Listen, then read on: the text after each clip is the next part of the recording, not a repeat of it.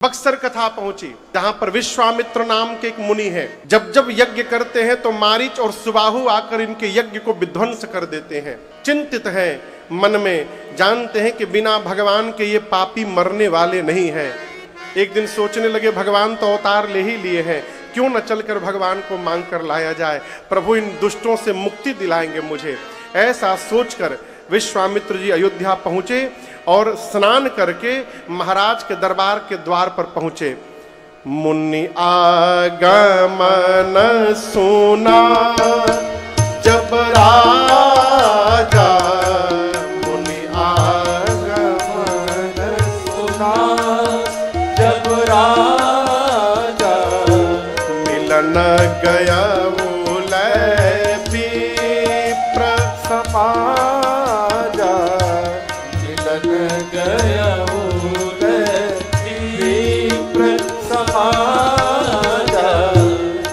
दंडवत मुनि सन्मानी, कर दंडवत मुनि सन्मानी, निज आसन बैठा रे नियानी, निज आसन बैठा रे नियानी, करण पखारी की नियति पूजा, चरण पखारी की नियति पूजा, मौसम आज धन्य नहीं दूजा, मौसम आज धन्य नहीं दूजा, मौसम आज धन्य नहीं दूजा, मौसम आज धन्य नहीं दूजा। जैसे विश्वामित्र जी दरबार के द्वार पर पहुंचे, दशरथ जी सुने, दौड़ कर दशरथ जी गए, लेकिन अकेले नहीं गए। मिलन गयऊ लय विप्र समाजा, ब्राह्मणों की टोली लेकर गए। आप भी देखते होंगे भैया जब यहाँ पर ठाकुर जी का पूजन करने आते हैं 3 बजे, तो अकेले नहीं आते, ब्राह्मण देवताओं का समाज लेकर के आते हैं यहाँ पर। उसी प्रकार दशरथ जी जब मिलने गए तो मिलन गयऊ लय विप्र समाजा, ब्राह्मणों के समाज के साथ मिलने गए। क्यों? देवता स्वस्ति वाचन करेंगे जब मैं प्रणाम करूंगा तो। गुरुदेव के पास जाकर विश्वामित्र जी के पास दशरथ जी ने उनको दंडवत किया है, आदर पूर्वक लेकर दरबार में गए और ले जाकर बिठाया। भैया कहां बिठाया होगा, कल्पना करिए। आपको पता है दशरथ जी ने कहां बिठाया था? अपने राज सिंहासन पर। कहां बिठाया? निज आसन बैठा रे नियानी। आप किसी के भी घर जाइए, सामने वाला आपको जितना प्रेम करता है उसी प्रकार का स्थान देता है बैठने के लिए। विवेकी पुरुष इसी से समझ जाता है कि वो हमको कितना भाव दे रहा है? अपने आसन पर, राज सिंहासन पर बिठाएं और उसके बाद पांव पखार करके पूजन किए। चरण पखार की नियति पूजा, पांव पखारे, बार बार अपनी धन्यता बता रहे हैं। और पूछे मुनिवर आप क्या भोजन करेंगे? वो भोजन बनवाया और बनवा करके भोजन करवाया। और आप दर्शन करिए, इस पूरे कार्यक्रम में कम से कम 2 घंटा समय लगा होगा। इतना समय बीतने के बाद चारों बच्चों को बुलाकर महाराज ने प्रणाम करवाया। ये बात सुनने में अटपटी लगती है कि 2 घंटा बाद क्यों प्रणाम करवाए, लेकिन इसका कारण है महाराज सोचे कि दशरथ जी इतनी दूर से आए हैं, थके होंगे बहुत, और यदि थकावट की अवस्था में मेरे बच्चे प्रणाम करेंगे तो हो सकता है कि हृदय से आशीर्वाद न दे पाए। अब आप कल्पना करिए गुरु जी कपारे पर बोरा लिए हो, गुरु जी कपार पर बोरा लिए हो बाबूजी, चेला कहे गुरु जी रुकिए हम दंडवत करेंगे, गुरु जी कौन आशीर्वाद देंगे, कब बोरवे पटक देंगे देह पर, ला दंडवत करा। कहो महाराज सोचे कि विश्वामित्र जी थके हैं, इस थकावट की स्थिति में यदि प्रणाम करेंगे बच्चे तो हृदय से आशीर्वाद नहीं निकलेगा। भोजन करवाया, पांव पखारा, पूजन किया और जब देखा कि मेरे अब विश्वामित्र जी प्रसन्न हो गए हैं, तब जाकर पूनी चरणनी मेले सुत इतनी देर बाद चारों बच्चों को बुलाकर प्रणाम कराया। और मैं आपको बताऊं, सबसे पहले किसने प्रणाम किया होगा चारों भाइयों में? बोलिए, राम जी ने। राम जी जैसे प्रणाम किए, गोस्वामी जी कहते हैं, राम देखी मुनि देहा जैसे राम जी का रूप दिखाई पड़ा, विश्वामित्र जी अपनी सुध बुध खो बैठे। अब मन में मन सोचने लगे, तेरी मंद मंद मुस्कनिया पे,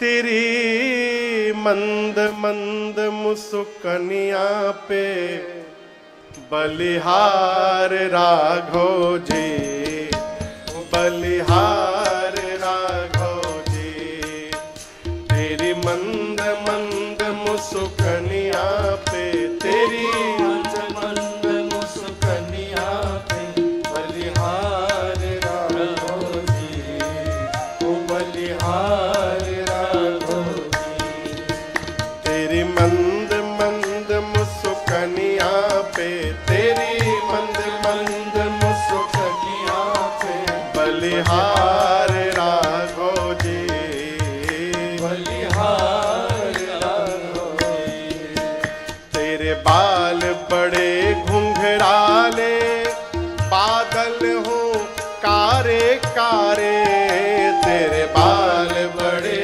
घुंघराले, बादल हो काले काले, तेरे बाल बड़े घुंघराले, बादल हो कारे कारे, तेरे बाल बड़े घुंघराले, बादल हो कारे कारे, तेरी बुलकन की लटकनिया पे, तेरी बुलकन की लटकनिया पे बलिहार राघव जी, बलिहार राघव जी, तेरी बुलकन की लटकनिया पे, तेरी बुलकन की लटकनिया पे बलिहार राघव जी।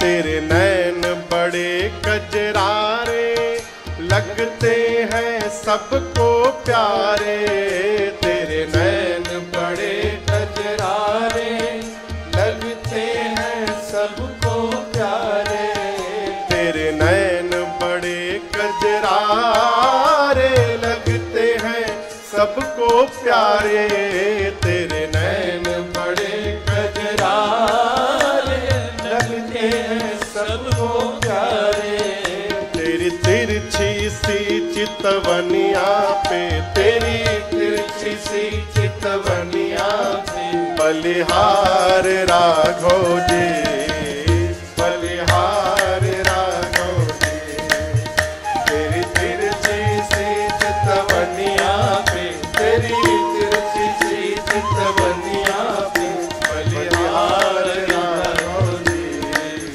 बलिहार राघव जी।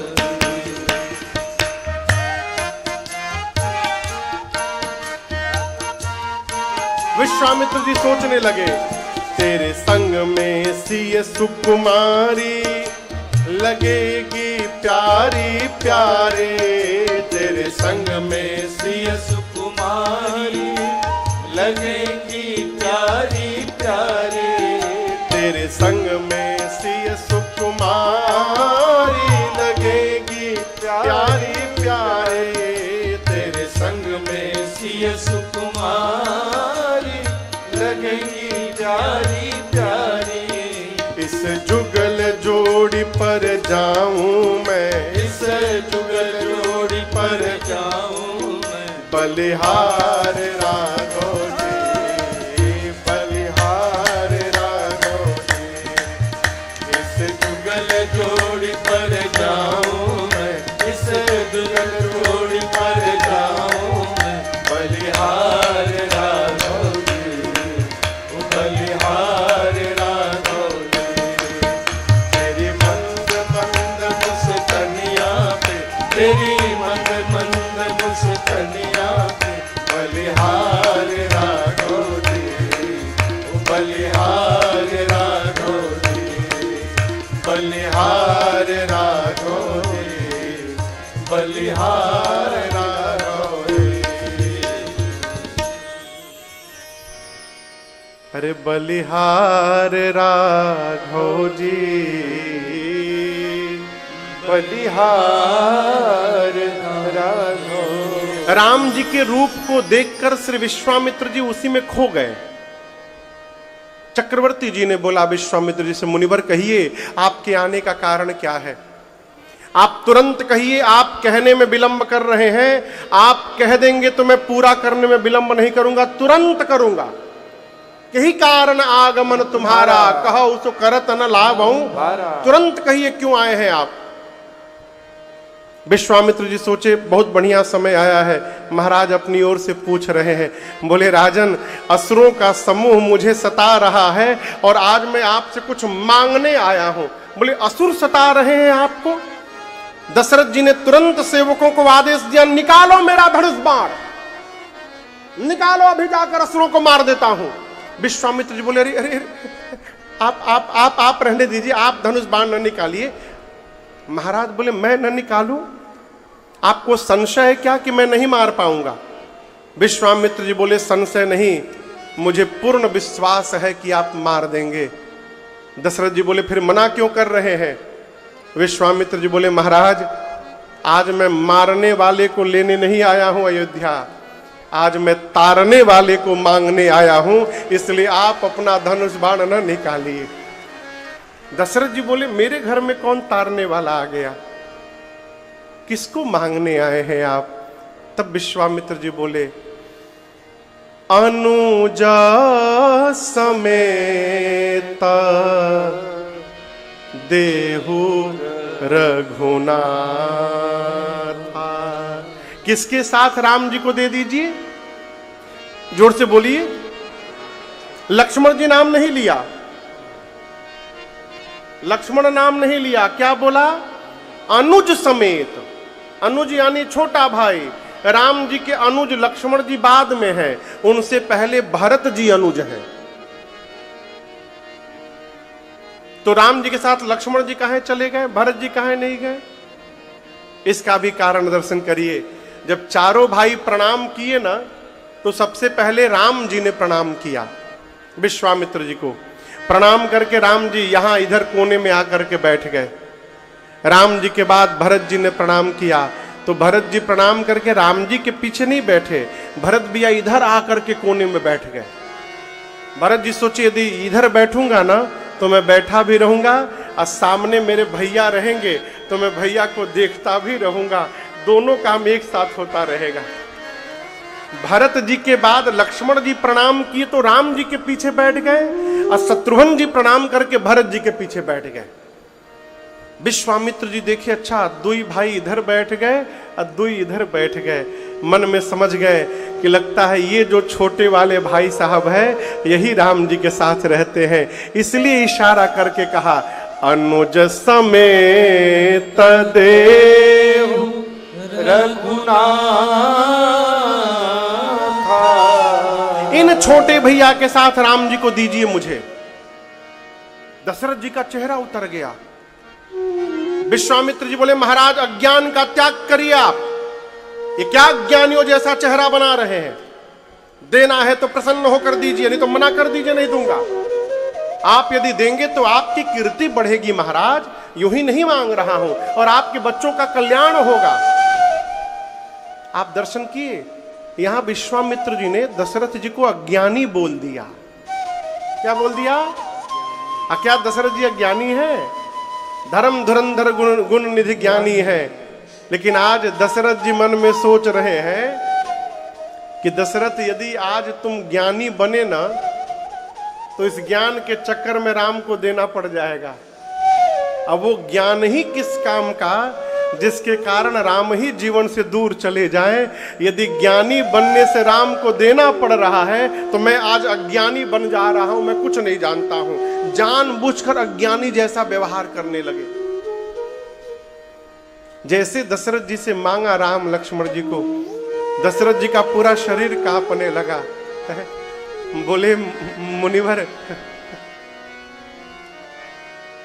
मैंने मांगने के लिए कहा, इसका मतलब आप कुछ भी मांग लेंगे मेरे से? आपको मांगने का ढंग नहीं आता है। कैसे कैसे तो जीवन के चौथे पन में जाकर 4 पुत्र मिले हैं मुझे, और आप मुझसे राम को मांगने आ गए। मैं एक बात बोलूं आपसे, राम में 2 अक्षर है, रा और म, 2 अक्षर है ना। महाराज बोले मैं आपसे एक बात कहता हूं, भूमि में भी 2 अक्षर है, भूमि 2 अक्षर बराबर है, 2 अक्षर दोनों में है। आप भूमि मांगिए ना, जितना मांगिएगा भूमि दे दूंगा, जो मांगिए भूमि दे दूंगा, जहां का मांगिए दे दूंगा। भूमि मांग लीजिए ना। विश्वामित्र जी बोले भूमि नहीं लूंगा। अच्छा, धन में भी 2 अक्षर है, धन 2 अक्षर, धन में भी 2, राम में 2 अक्षर, धन में भी 2 अक्षर। धन मांग लीजिए, जितना मांगिएगा दे दूंगा। धन मांगिए ना, धन जो बोलिए दे दूंगा, धन मांग लीजिए। विश्वामित्र जी बोले धन भी नहीं चाहिए। महाराज बोले अब क्या बोलूं मैं आपको, कोश मांग लीजिए ना, कोश में भी 2 अक्षर है। आप एक बार मुख खोल के मांगिए कोश, मैं अयोध्या का सारा कोश आपको दे दूंगा, मैं सब कुछ दे दूंगा। कोश मांग लीजिए हमसे। बोले कोश भी नहीं चाहिए। बोले अब क्या बोलूं मैं। गौ में भी 2 अक्षर है, गौ 2 अक्षर, गौ मांग लीजिए मुनिवर, जितना मांगिएगा दे दूंगा। गौ मांग लीजिए ना, राम के बदले में 2 अक्षर राम में, 2 अक्षर गौ में। आप जितना बोलिएगा गौ, राम के बदले गौ मांग लीजिए, बोल दीजिए गौ चाहिए। मैं आप जितना बोलिएगा, जैसा बोलिएगा मैं दे दूंगा, गौ दे दूंगा। गौ मांग लीजिए। बोले मुझे गौ भी नहीं चाहिए। महाराज बोले अब क्या मैं बताऊं आपको,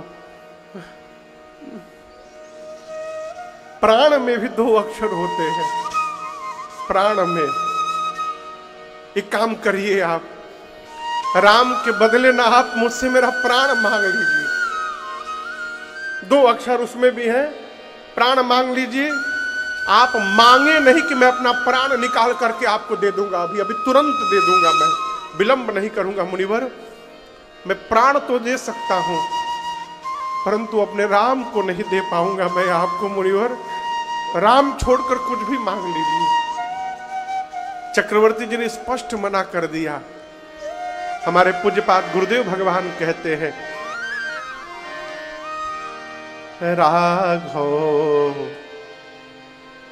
को मैं न दूंगा, राघव मैं न दूंगा, मुनीनाथ मरते मरते, मुनीनाथ मरते मरते, मेरे प्राण ना रहेंगे, मेरे प्राण ना रहेंगे।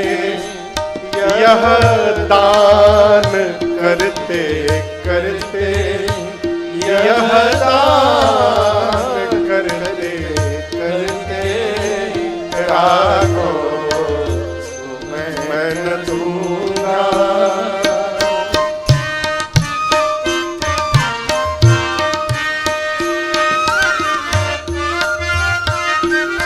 आप समझ नहीं पा रहे हैं, जल के बिना कदाचित मछली शरीर धारे, मछली शरीर धारे, पर मैं न जी सकूंगा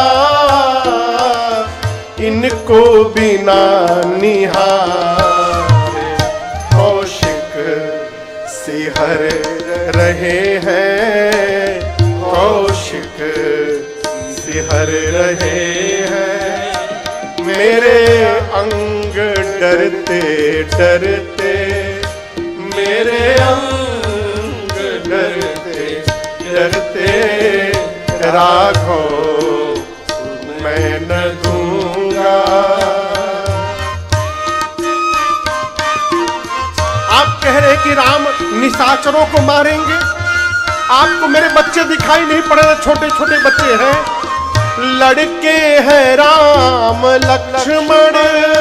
कहिए कैसे करे लड़ाई, कैसे करे लड़ाई। गिरधर प्रभु को देते बनता नहीं गोसाई। कहयो पड़े चरण पर, कहयो पड़े चरण पर। दृगनीर ढरते ढरते, दृगनीर ढरते ढरते।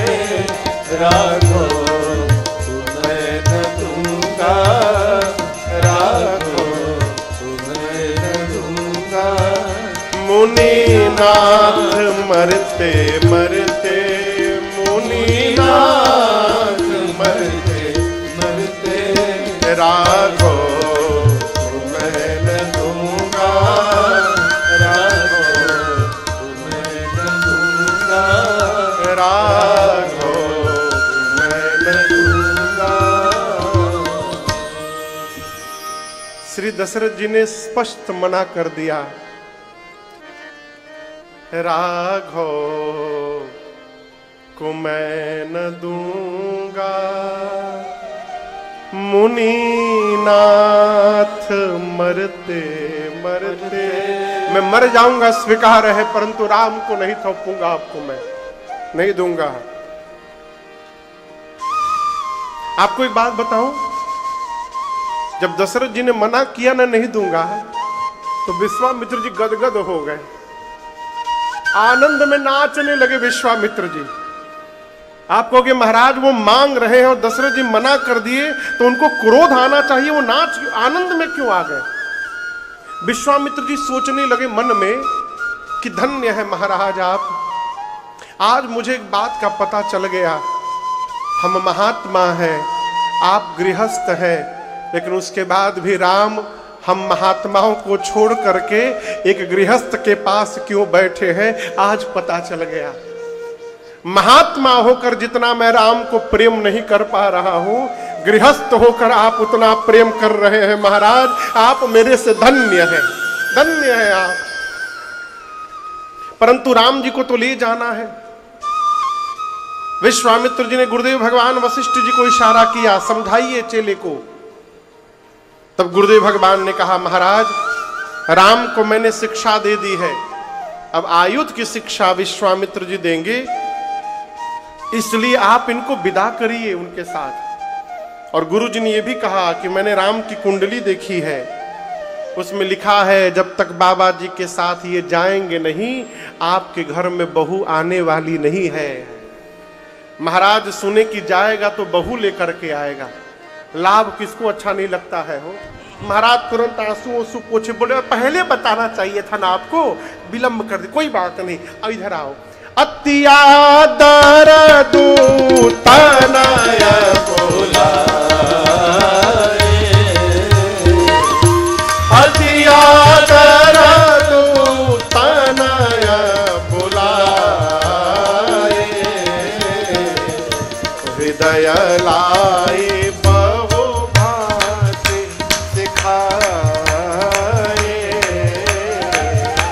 हृदय लाई बहु भांति सिखाए, हृदय लाई बहु भांति सिखाए। महाराज ने राम लक्ष्मण जी को बुलाया, हृदय से लगाया, अनेक प्रकार से समझाया। क्या? जिस प्रकार मुझसे पूछ पूछ कर आप व्यवहार करते रहे आज तक, आज के बाद विश्वामित्र जी से पूछ पूछ कर करिएगा। और विश्वामित्र जी से दशरथ जी बोले, मुनिवर आप ये ना मानिएगा कि मैंने अपने बच्चों को सौंपा है, आप ये मानिएगा कि मैंने अपना प्राण निकाल करके आपको सौंप दिया है। ये दोनों मेरे प्राण हैं। राम लक्ष्मण जी माताओं को प्रणाम करके विश्वामित्र जी के साथ चले और चलते चलते ताटक वन आया जहां ताड़का रहती थी।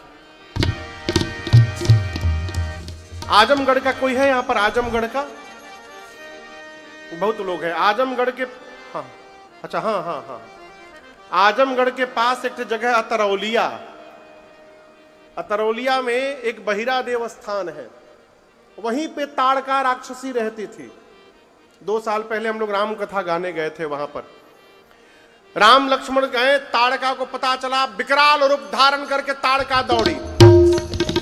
राम जी पूछे कौन है ये? विश्वामित्र जी बोले तुरंत मारिए, बाद में बताऊंगा। राम जी निकाले बाण और एक ही बाण में, एक ही बाण प्राण हर देना, दिल जान से निज पद सीना, दिल जान से निज पद सीना, दिल जान से निज पद सीना, सबर से निज नाथ ही जयशील, विद्या निधि कहूँ विद्या देनी, जाते लागन क्षुधा पिपासा, अतुलित बल तन तेज प्रकाशा, आयुध सर्व समर्पित प्रभु निज आश्रम आन, कंद मूल फल भोजन दीन भगत हित जान। एक बाण में राम जी ने ताड़का को समाप्त किया। ताड़का का तेज राम जी के दाहिने पांव के अंगूठे में प्रवेश कर गया। जब विश्वामित्र जी ये दृश्य देखे कि ताड़का का तेज राम जी के दाहिने पांव में चला गया, अब जाकर उनको 100% ये कंफर्म हुआ कि ये भगवान है। अब तक डाउट में थे। विश्वामित्र जी ने राम जी को 2 विद्या दी, बला अति बला, जिससे न भूख लगे न प्यास, शरीर में अतुलित बल रहे। सारा आयुध राम जी को समर्पित करके आश्रम ले आए हैं बक्सर। कंद मूल फल भोजन हुआ, सवेरा हुआ। रात्रि विश्राम के पश्चात सवेरे राम जी ने कहा विश्वामित्र जी से, गुरुदेव आप निर्भय होकर यज्ञ करिए, हम दोनों भाई पहरे में खड़े हैं, देखते हैं कौन विघ्न करता है। यज्ञ प्रारंभ हुआ। धुआं देख करके मारीच सुबाहु विशाल आसुरी सेना लेकर दौड़े। आगे आगे मारीच है। भगवान ने कहा सावधान हो जाओ, यज्ञ विध्वंस करते हो, तुमको शर्म नहीं आती, लज्जा नहीं आती? मारीच ने कहा यज्ञ विध्वंस करना हमारा धर्म है। राम जी बोले यदि यज्ञ विध्वंस करना तुम्हारा धर्म है तो यज्ञ विध्वंस करने वालों का विध्वंस करना ये राम का धर्म है, सावधान। लेकिन आज राम जी इसको मारे नहीं है। राम जी जानते ही मर जाएगा तो सोने का हिरण कौन बनेगा आगे, इसलिए बाण से फर निकाल कर, बिना फर का बाण, बिनु फर बाण राम से ही मारा, सतयुजन का सागर पारा, सतयुजन का सागर पारा, सतयुजन का सागर पारा। पावक सरस बाहु पुनि मारा, अनुज निशाचर कटक संहारा, अनुज निशाचर कटक संहारा, अनुज निशाचर कटक संहारा। मारिय सुर द्विज निर्भयकारी, अस्तुति करहि देव मुनि धारी, अस्तुति करहि देव मुनि धारी, अस्तुति करहि देव मुनि धारी। भगवान ने बिना फर का बाण मारा। मारीच 100 जोजन दूर समुद्र के पार जाकर गिरा। पीछे सुबाहु है, सुबाहु को अग्नि बाण से जलाकर भगवान ने भस्म कर दिया। और जितनी निशाचरी सेना थी, लक्ष्मण भैया ने एक ही बाण में सबको मार के समाप्त कर दिया। देवता पुष्प की वर्षा करके कहते हैं बोलिए यज्ञ रक्षक भगवान की जय। राम जी ने बक्सर में यज्ञ की रक्षा की है और यज्ञ रक्षा करने के बाद अब कुछ दिन राम जी बक्सर में ही